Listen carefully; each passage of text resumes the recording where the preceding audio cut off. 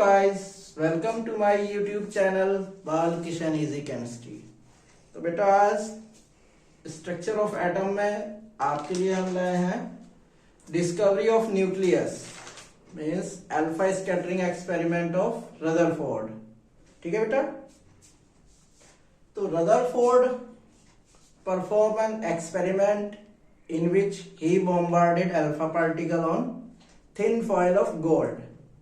तो रदरफोर्ड ने जब गोल्ड की थिन फॉयल पर अल्फा पार्टिकल की बॉम्बार्डमेंट की तो उन्होंने कुछ ऑब्जर्वेशन नोटिस किए। उन्होंने क्या क्या चीज नोटिस की? First point, most of alpha particle pass straight through gold foil without any deviation. तो उन्होंने देखा कि मोस्टली जो अल्फा पार्टिकल हैं वो जैसे ही गोल्ड फॉयल से पास हुए तो बिना किसी डिफ्लेक्शन के, बिना किसी डेविएशन के सीधे ही निकल गए।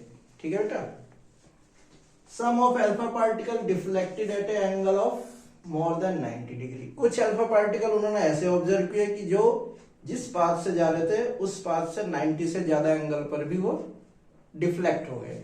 ठीक है, डेविएशन आ गया वहां पे। Few alpha particles turn back to their original path। और कुछ अल्फा पार्टिकल उन्हें ऐसे मिले कि वो जिस पाथ से गए उसी पाथ से वापस आ गए। ठीक है, तो ये जो तीन तरह के ऑब्जर्वेशन उनको मिले, उन ऑब्जर्वेशन के बेसिस पे उन्होंने क्या कंक्लूड किया? उन्होंने ये कंक्लूड किया कि जो एटम होता है उसका टोटल मास वो एक छोटे से पार्ट में स्टोर होता है। तो एटम का टोटल मास कहाँ होता है? एक छोटे से पार्ट में स्टोर होगा। उस छोटे से पार्ट को उन्होंने न्यूक्लियस कहा। ठीक है बेटा, तो इस तरह से न्यूक्लियस की डिस्कवरी हुई थी।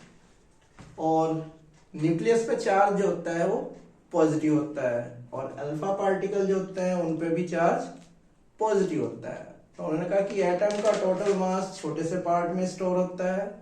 उस स्मॉलेस्ट पार्ट को उन्होंने न्यूक्लियस कहा और ये बताया कि इस स्मॉलेस्ट पार्ट के चारों ओर लार्ज एरिया जो है वो एम्प्टी होता है, काफी एरिया खाली होता है। उस एम्प्टी स्पेस को उन्होंने सेल या ऑर्बिट कहा। ठीक है, अब वो अल्फा पार्टिकल जो बिल्कुल न्यूक्लियस, क्योंकि न्यूक्लियस पे पॉजिटिव चार्ज है और अल्फा पार्टिकल पर भी पॉजिटिव चार्ज है। ठीक है बेटा, तो ये जो पॉजिटिव साइन है ये किसके लिए है? अल्फा पार्टिकल के लिए। तो वो अल्फा पार्टिकल जो बिल्कुल जो है न्यूक्लियस के सामने से आए, तो अल्फा पार्टिकल पर पॉजिटिव चार्ज, न्यूक्लियस पे भी positive charge, strong, there is a strong repulsion between them. Positive same, ये बेटा सेम चार्ज जहां पे भी होता है वहां क्या होता है? उनके बीच में रिपल्सिव फोर्स होती है। और जहां पे अपोजिट चार्ज होता है वहां पे अट्रैक्टिव फोर्स होती है, अट्रैक्शन होता है। तो जैसे ही अल्फा पार्टिकल न्यूक्लियस के सामने आया, सेम चार्ज, स्ट्रॉन्ग रिपल्शन, तो वो जो है उसी पाथ से वापस लौट गया। कुछ अल्फा पार्टिकल ऐसे थे जो न्यूक्लियस से थोड़ा दूर से पास हो रहे थे। तो जैसे ही वो न्यूक्लियस के पास आए, पॉजिटिव चार्ज ने रिपेल किया तो उनके पाथ की डायरेक्शन चेंज हो गई बेटा। और वो अल्फा पार्टिकल जो एम्प्टी स्पेस में ऑर्बिट या शेल से पास हुए, उन पे न्यूक्लियस के पॉजिटिव चार्ज का कोई इफेक्ट नहीं हुआ। इसी वजह से वो अल्फा पार्टिकल बिना किसी डिफ्लेक्शन के सीधे निकल गए। ठीक है, तो इस एक्सपेरिमेंट को ऐसे मान लो जैसे जंगल में हम जा रहे हैं और अगर सामने से अचानक से हमारे बिल्कुल ठीक सामने शेर आ जाए तो उसमें बेटा क्या होगा? अगर शेर बिल्कुल ठीक सामने है तो आपके पास दाईं या बाईं ओर मुड़ने के चांस नहीं है। आप क्या करोगे? सीधा उल्टा भागोगे। तो ऐसे ही वो अल्फा पार्टिकल जो ठीक न्यूक्लियस के सामने पाए गए, तो स्ट्रॉन्ग रिपल्सन होने की वजह से वो क्या हो गया? वो सीधे वापस लौट गए। और अगर मान लिया जंगल में जा रहे हो, तुम्हें दूर से शेर दिख गया तो तुम क्या करोगे? इधर उधर को जो है अपना रास्ता, ट्रैक चेंज करोगे, बचने की कोशिश करोगे उससे। तो ऐसे ही जो अल्फा पार्टिकल न्यूक्लियस से थोड़ा सा दूर से पास हुए, तो जहां पे न्यूक्लियस के पॉजिटिव चार्ज ने हल्का सा रिपल्सन फोर्स उन पे अप्लाई किया, तो उससे उनके पाथ की डायरेक्शन चेंज हो गई। ठीक है, और वो अल्फा पार्टिकल जो एम्प्टी स्पेस से पास हुए वो बिना किसी डिफ्लेक्शन के स्ट्रेट निकल गए। तो इसके बेसिस पे कंक्लूजन उन्होंने क्या निकाला? कंक्लूजन ये निकाला कि न्यूक्लियस, वो एटम जो होता है, एटम का टोटल मास एक छोटे से पार्ट में स्टोर होता है। उस छोटे से पार्ट को उन्होंने क्या कहा? न्यूक्लियस। और न्यूक्लियस के चारों ओर क्या होता है बेटा? Empty space.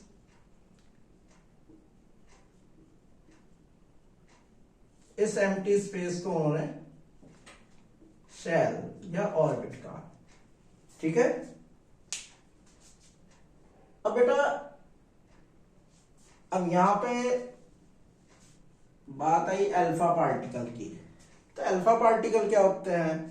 अल्फा पार्टिकल का सिंबल भी अगर हम रिप्रेजेंट करें तो 2He4 होता है, और हीलियम का भी सिंबल 2He4 होता है। तो अल्फा पार्टिकल और हीलियम दोनों में डिफरेंस क्या है? ये अल्फा पार्टिकल हो गया, ये हीलियम हो गया। तो इन दोनों में डिफरेंस क्या है? तो डिफरेंस बेटा ये है कि हीलियम जो है, इसमें इलेक्ट्रॉन कितने होंगे? 2।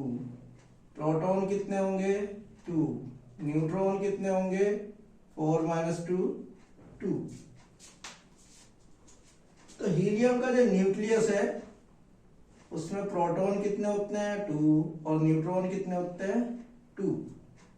और इसके बाहर क्या है? ये फर्स्ट सेल हो गई। फर्स्ट सेल में इलेक्ट्रॉन कितने हो गए? 2। तो ये तो बेटा हो गया हीलियम।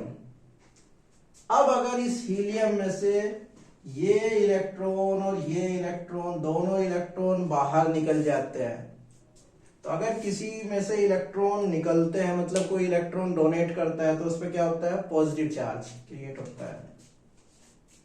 तो अगर दोनों इलेक्ट्रॉन ये बाहर निकल जाएं इसमें से, तो हीलियम के ऊपर 2 पॉजिटिव चार्ज आ जाएगा, डाई पॉजिटिव बन जाएगा। तो ये जो डाई पॉजिटिव हीलियम का न्यूक्लियस बचेगा, इस न्यूक्लियस को ही हम क्या कहेंगे? Alpha particle. ठीक है, तो di positively charge helium nucleus को ही हम क्या कहते हैं? अल्फा पार्टिकल कहते हैं। यानी कि हीलियम में से जब दोनों इलेक्ट्रॉन निकल जाएंगे, तो जो पॉजिटिवली चार्ज न्यूक्लियस बचेगा हीलियम का, उस पॉजिटिवली चार्ज न्यूक्लियस को ही क्या कहा जाएगा बेटा? Alpha particle. ठीक है बेटा, तो ये डिफरेंस हो गया हीलियम में और अल्फा पार्टिकल में। ठीक है बेटा, तो बेटा आप जल्दी से पॉइंट नोट कर लीजिए, डायग्राम भी बना लीजिए, और ये अल्फा पार्टिकल और हीलियम में क्या डिफरेंस होता है इस चीज को भी नोट कर दीजिए। ठीक है,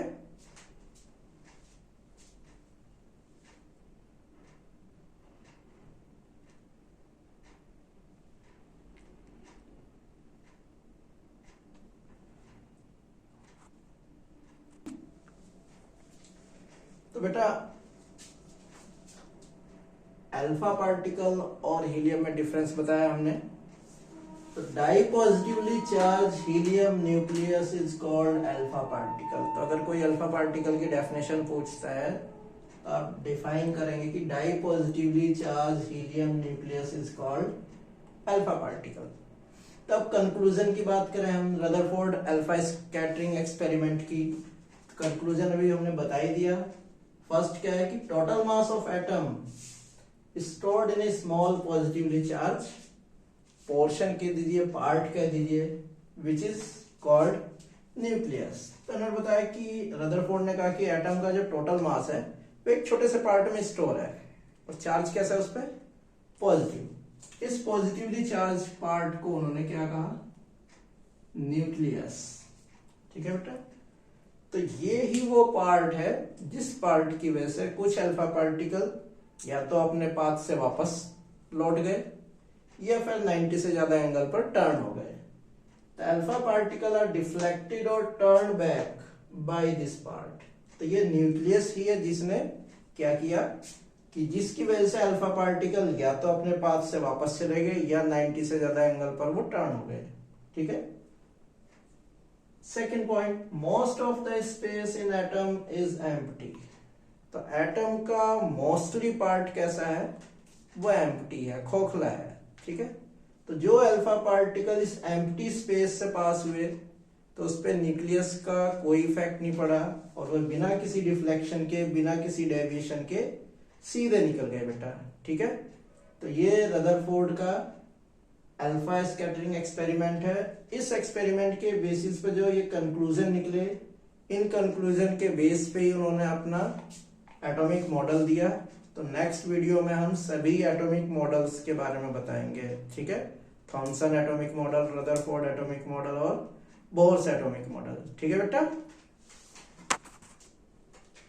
तो बेटा आप हमारी वीडियो को लाइक कीजिए, अपने फ्रेंड सर्कल में ज्यादा से ज्यादा इसको शेयर कीजिए और हमारे चैनल को सब्सक्राइब कीजिए। ठीक है बेटा। Thank you.